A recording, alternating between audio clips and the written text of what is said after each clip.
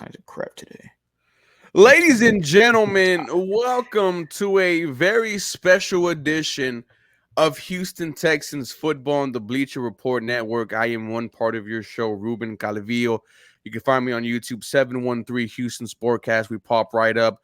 Joining me, Harley Dugan at TheLead _ Houston Texans, Rockets, Astros. He does it all. We want to shout out Bleacher Report allowing us to come on here talk Houston Texans football. Always a shout out to the man upstairs. Harley, let's jump right into it. The Houston Texans in rounds 2 and 3 with 4 selections. At 34, wide receiver Jaden Higgins out of Iowa State. At pick 48, forgive me if I botched this name, Ariante, Tay for short, Ursery. How's that? I think that's how you say it. Okay. Offensive tackle out of Minnesota. 79. Wide receiver Jalen Noel out of Iowa State. Back-to-back Iowa State wide receivers. And then to finish it off at 102, Jalen Smith, cornerback out of USC. Harley, give me your immediate reactions to this draft. It's okay. Nah, It's an come okay on, draft. man. Let's be real, man. I am being real. It is okay. I'm not going to be a prisoner of the moment. I'm not going to overreact.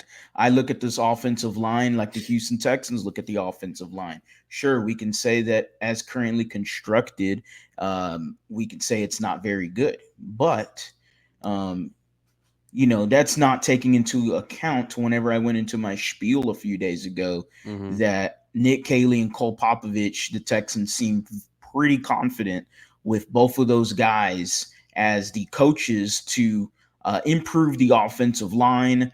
They've grabbed other guys as well. Is it lipstick on a pig? Sure. Do you have a developmental tackle in Ariante Ursery? Yes. He looks really good, but I'm not quite sure if he's a day one starter. But depending on how the rest of this offensive line is, wouldn't shock me if he is one either. But overall, you got yourself 2 solid wide receivers. Jalen Noel was, to me, my more favorite one compared to Higgins. I love Jalen Noel's game. He's a lot of fun, explosive route runner. He's up there to me with the Matthew Golden and Jalen Royals. You got Jalen Noel. Kyle Williams was another one up there too. Really good route runner, really good separator. Jaden Higgins, 6'4" wide receiver. I would say he kind of, when you look at him, you go, all right, he's not so bad. I think he kind of reminds me of Michael Pittman from the Indianapolis Colts. I was going to say like a low-end Mike Evans. Yeah, and that to me is a Pittman. Pittman's kind of a boring receiver, but he continues to do all the good stuff. Just get 1,000 yards. Yeah, so he could be as boring as you want. As long as you're getting the 1,000 yards and doing your thing and showing up to games, hey, that's what you like to see. So you got 2 guys that are 6'4", and Nico and Higgins, and then you got Jalen Noel. Where I get confused is the last pick in the draft. The Texans traded up to 97 to get Jalen Smith out of USC. I'm confused. I don't understand why they would do that. But it would not be a Houston Texans draft without DeMeco Ryans getting a defensive guy. But I am confused. I don't even know if that was DeMeco Ryans' guy. Yeah, I said it in the chat because I think he's a Frank Ross guy. I think he is a Frank Ross guy because he ran a 4.3 4.40. He is fast, like fast gunner, and that's what I thought of right away. Now, yeah, he's a nickel cornerback for Iowa State. USC. So many Iowa State guys getting me confused now. He's a nickel corner out of USC. We'll see. I'd have to see more film on him. I don't really know a whole bunch on him, but I do know he was super fast at the combine with the 40 time. And to me, I went, oh, you went Frank Ross got him a pick at 102. Like that's what I thought of immediately. And I didn't like the last pick. Okay, you didn't like the last pick. Let's break it down one more time. So let's go ahead. 34, Jaden Higgins. I'll read you the the draft profile on him. 6'4", 214 pounds, RAS score of 963. Jaden Higgins is a wide receiver known for his impressive size and reliable hands. After transferring from Eastern Kentucky to Iowa State, he recorded 87 grabs for 1,183 yards and 9 touchdowns in the 2024 season, earning second team All Big 12 honors. Higgins excels in contested catch situations, utilizing his frame to shield defenders and secure the ball effectively. He's also a stellar overall athlete at 6'4", 213 pounds, with eye-catching explosiveness and seam-stretching strides. On tape, Higgins has enough nuance and foot speed to separate on more rudimentary routes, but his lack in hip sync and flexibility does limit his route variance and consistency against press. As a movement Z or big slot receiver, he can make his money with strong hands, chain moving conversion, and explosive rack. I was saying wide receiver at 34, Harley, but I wasn't saying Jaden Higgins. I was saying Luther Burden. However, I was not mad with the Jalen Higgins grab. You potentially got yourself two Nico Collins. Yeah, I don't mind it. I like the pick. I think I'm content with the pick. And I think overall, I think you will be content when you look at the film at Jaden Higgins. I think he's a guy that James Palmer is really high on Jaden Higgins. And Steve Smith really enjoyed watching his film. Both of them are together on the Steve Smith show talking about Jaden Higgins. And Steve Smith had a lot of great stuff to say about Higgins and how funny it is that Matt Miller, ESPN's NFL draft insider and analyst, his pro comp before he got drafted was to Nico Collins. So if I got two Nico Collins on the team, I'm happy. No, I'm happy. I think CJ Stroud was happy when he heard of that. Now we get in a pick 48. Ariante Ursery, offensive tackle out of Minnesota. Definitely a name that shocked a lot of people. 6'6", 331 pounds, a RAS score of 942. Ursery is a high experienced player who started 3 full seasons at left tackle for the Gophers. He played in a zone running scheme and was a highly productive player throughout his time. At 6'1", 331 pounds with a 1.75 10-yard split and a 9.3 broad jump, Ursery's combination of size and on-attack explosiveness is a sight to behold. He is one of the most dynamic zone blockers in this class. He'll reach his landmarks with efficiency and drive through defenders with overbearing physicality. Ursery's size can be a double-edged sword, however. He plays tall without elite knee bend, and his non-elite length causes him to lurch and sacrifice balance on extensions. Ultimately, his best fit may come at guard in the NFL, but more refinement could strengthen his OT projection. I don't think Ursery is going to start for you at all in 2025. And that's all the work the Houston Texans did in rounds 2 or 3. Now for years, now for 2026, 2027, I am excited for what Ursery could potentially give me. But as far as for this season, Harley, I don't think he touches the starting lineup unless he has to. Yeah, I could agree with you. If I'm a betting man, unless injury happens, then I could see Ursery start.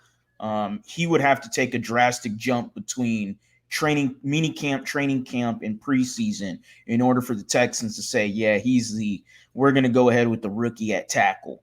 And it's either tackle position because he is in direct competition with with Titus Howard, Cam Robinson, Blake Fisher, and Trent Brown. Now, Trent Brown, I don't see as much competition, but what I do see as a lot of good competition is Trent Brown is going to be super helpful for Ariante Ursery. Ursery is 6'6", 336. Excuse me. 6'6", 330. I mean, the dude's a monster. He's an absolute mammoth at tackle, and he ran a 5'1" 40. He is Athletic freak. 6'6", 330 and ran a 5'1" 40. That is why people have talked about him moving to guard, because he's fast. I'd rather just keep him at tackle. I'm not going to take the chance at guard. I think that's just huge and too much to be moving him to guard. I'll keep him at tackle. He played 38 games at left tackle. He started a few games at right tackle, but 38 of them at the left tackle position. Don't necessarily think he is going to be a starter, though. A developmental tackle for you for the Texans. You injected some youth and some talent to the O-line group. That's what you needed to do. I mean, I wouldn't say is what you needed to do, because what you needed to do was also to find yourself some day one starters, and Okay. that's what you did not do in this Well, draft. there's I no mean, guarantee. you know, we still have rounds 4, 5, 6, and 7, so we have no idea what Nick Caserio is going to do. But as far as the top 3 rounds, and this is what we've been so excited about, you have 5 selections in the top 100. Bolster this offensive line. You didn't do that, but you potentially bolstered it in the future, which is something I could agree with, which is why I'm not hating this pick, Harley. I do like it for the future because he could potentially be your starting left tackle of the future.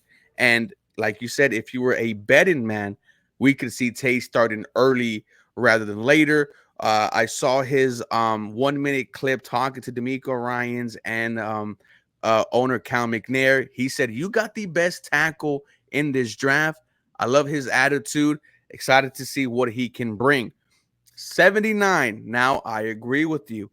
This might be my favorite pick. I would have took, I mean, I would have not been shocked if he went at 48. Jalen Noel, wide receiver out of Iowa, 5'10", 194 pounds, RAS score of 975.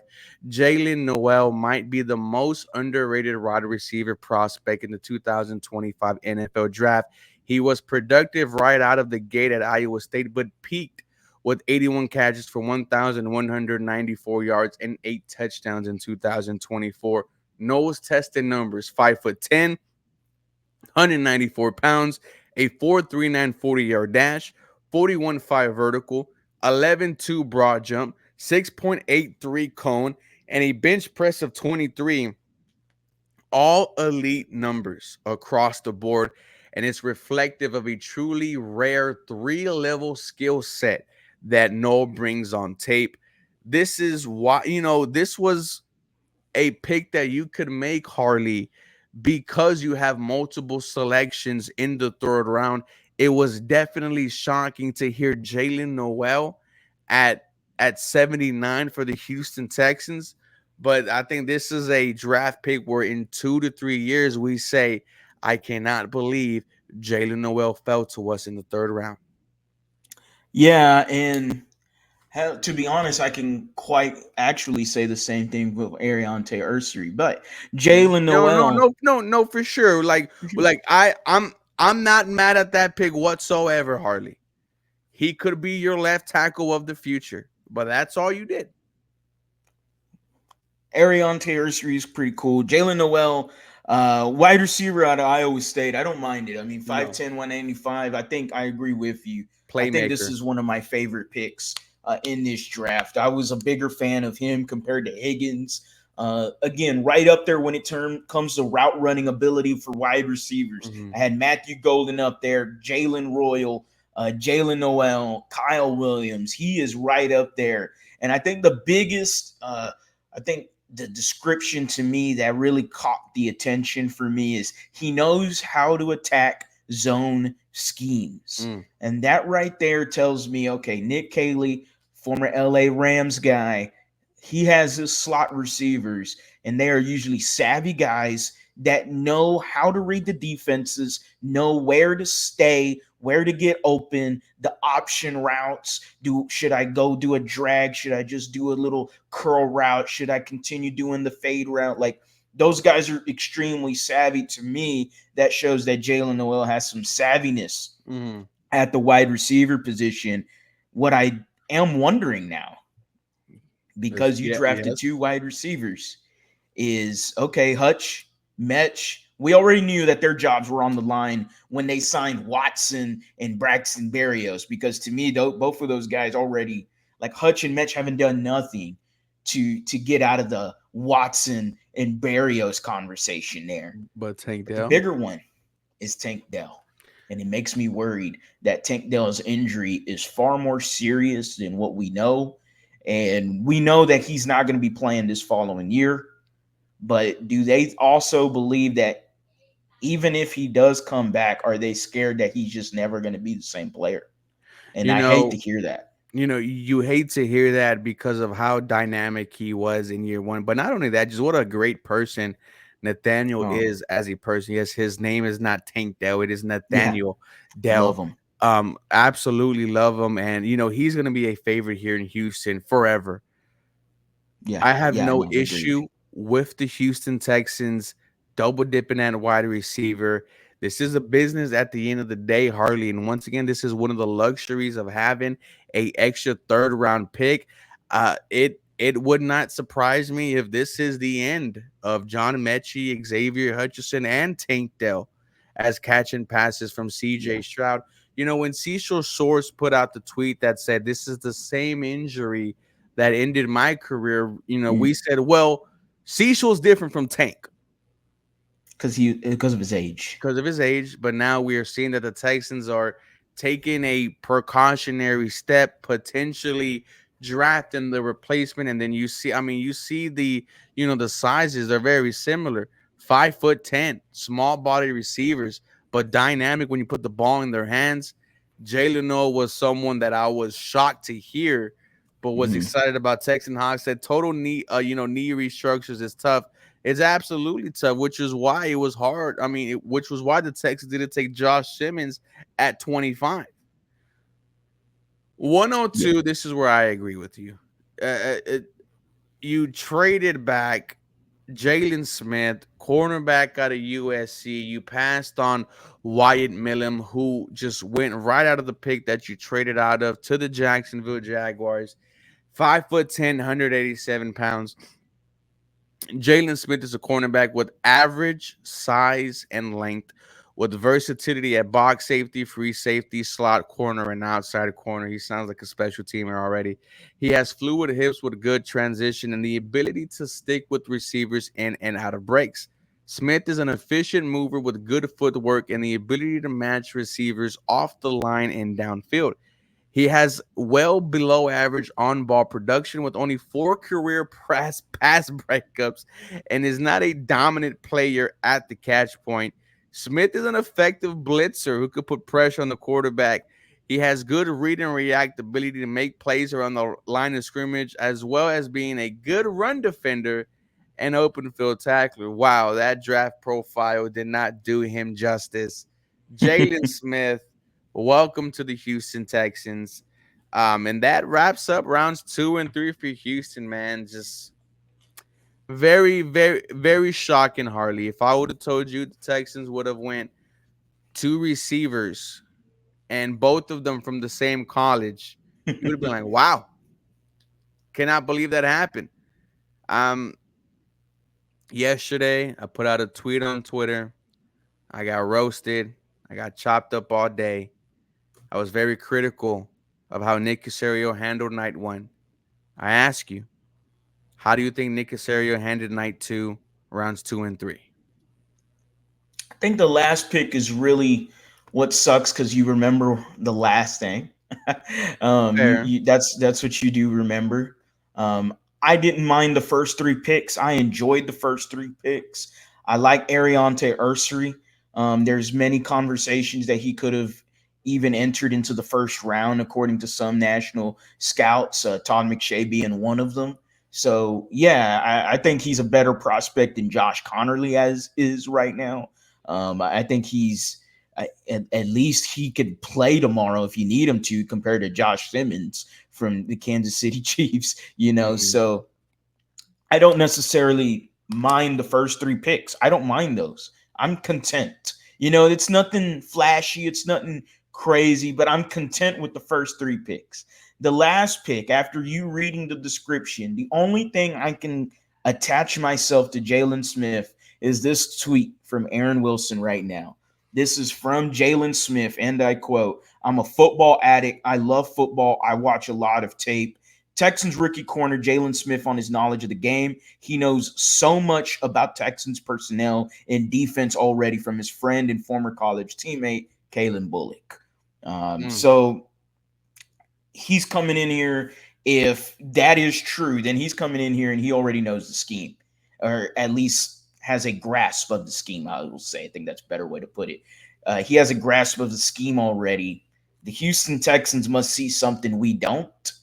But what we're seeing, to me, that's a special teams guy. And then I look at ESPN, where they got him ranked. Do you want to know where he was ranked on their board? No. Tell me. 236. So he was a clear 7th round pick that you grabbed in the 4th. So, or in the 3rd, excuse me, that you traded up for, because you traded down and then you traded back up for him. So the Texans, they better see something in him, and he better have some sort of an impact. But what impact are we looking at? Because your number 1 cornerback is solidified. That's Derek Stingley. Your number 2 cornerback is solidified, and that's Kamari Lassiter. Mm-hmm. I mean, your number 3 guy? I mean, he's a nickel corner. 3/4. I mean, but that's Jalen Petrie in that, Yes. special star role. Yeah, so that's where you get choppy, right? You can have, I mean, you're used to playing 4 corners anyway, a lot of times in the NFL. So maybe he's I'm trying to do something here. No, I feel you. And because I'm being honest, I already told you, I don't understand the pick here. That's the one where I went, what are we doing? I don't understand the approach for the last 2 picks. Because in the combine, Harley, we not only met with a lot of wide receivers, we met with a lot of running backs also. And one running back that was available to you at 79 was Caleb Johnson. And you pass on him, you go with Jalen Noel. And it's like, I wonder what the process is, because you totally just stack up your wide receiver room. You got 8 bodies. Now it's, okay, you told CJ Stroud when he was upset about the Laramie Tunsil deal, I know what I'm doing, let me work. And the only work you did was bring in someone who won't start for you in 2025. Okay. So I wonder, what's the move here for round 4? What's the move here for round 5? Passing on Dylan Fairchild, man. Your thoughts on that? Because that was someone that Houston fell in love with after last night. We also fell in love with Luther Burden after last night. Neither of those 2 happened. Nick Caserio, man, he does things his way. I mean, all the fans were so hypercritical of him with his offensive line picks that he decided that I'm not going to take an offensive line. Y'all don't like any of the ones I've picked in the past anyway. Hey.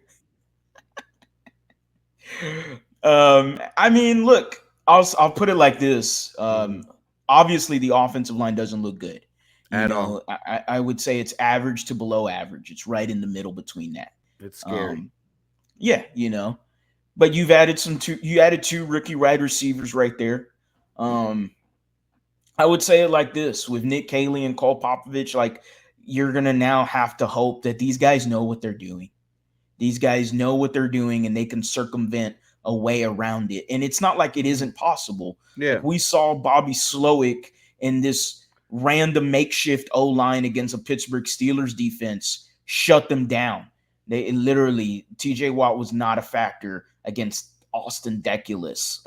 So, there is a way to get around this, and there is a way to get the offensive line to perform at a pretty good level. My only critique, obviously, is, the last pick, I'd rather it have been a running back or an offensive lineman. Yeah. Running back for me is my biggest critique. Yeah, you wanted Travion Henderson. Well, I did. I wanted a running back. I wanted Travion Henderson, but I wanted a running back. I know the running back class is deep. Cam Scatterbo still available. Dylan Sampson still available. DJ Giddens, Jordan James, Damian. Like there's so many running backs still. Brashard Smith, my guy, still on the board. I believe Jaden Blue is still on the board. My goodness. Like there's many running backs still, and they could still attack it. I'm just like, why are the Houston Texans so nervous to take a running back? Why? Good teams know how to stack running backs. You're stacking receivers. I applaud them for stacking receivers. I don't mind it. But teams that are they're good. We saw the 49ers, who are good in the run game with Christian McCaffrey last year, go out and get Isaac Guerrero. And then when McCaffrey was down and their backup running back went down, Guerrero came in and Guerrero ran the football effectively for 3 weeks. And I'm talking 100 yards of rushing effectiveness. Like that is what good football teams do right there. You try to improve the run game as much as you want, especially the Houston Texans. We know that DeMeco Ryans, a defensive guy, is going to want to improve the run game. He's a defensive guy. Like that's the bread and butter to him. That's the only thing that, and obviously offensive line. The last pick is a head scratcher. You could have had Jared Wilson, I think, is the one for me out of Georgia. That would have made me happy. You would have potentially got your new starting center for sure. A potentially starting right guard for you. Hardy, what would you grade rounds 2 and 3 for general manager Nick Caserio? I think this is very tough. Last night we gave his round 1 performance a C+ for trading out of the first round, working with the New York Giants.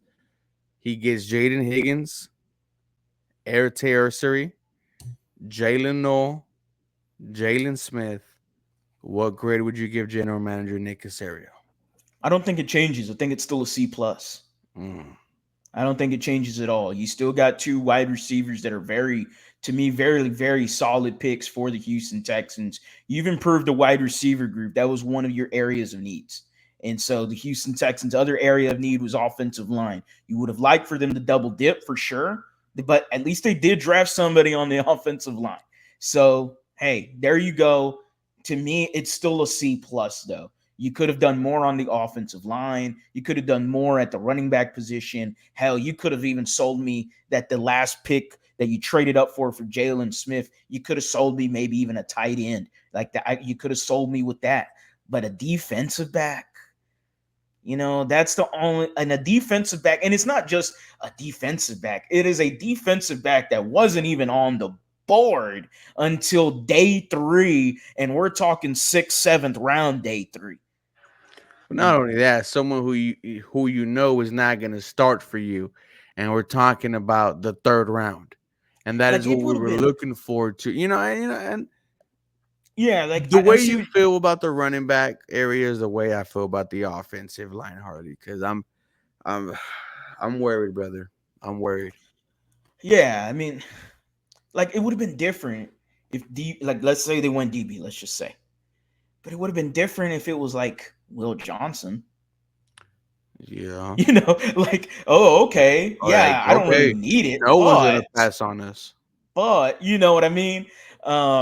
Like if they went with the best player available, Quincy Riley out of Louisville, somebody the Texans did actually meet with. Kobe Bryant out of Kansas, another guy the Texans met with.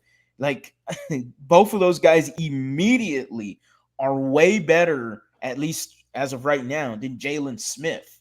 I don't know what Jalen Smith does for this football team besides get Frank Ross all high and peppy on the sidelines.